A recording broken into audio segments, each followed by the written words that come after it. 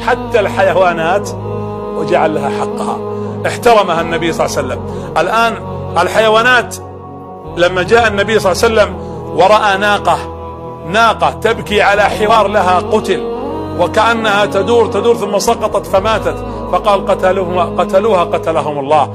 والطائرة التي كانت تنفخ بجناحها فلما رآها النبي عليه الصلاة والسلام قال ردوا إليها فراخها، من أفزعها في فراخها؟ أي دين هذا؟ أي رسول هذا عليه الصلاة والسلام الذي احترم حق المرأة؟ كان يمشي في طريقة رايح لفتح مكة، وفي طريقة غير الطريق، غير الخطة، البوصلة حقت الطريق، الخريطة غيرها، لأنه أخبر أكرمكم الله أن في الطريق كلبة تلد، فقال ابتعدوا عن طريقها، دعوها تلد على راحتها.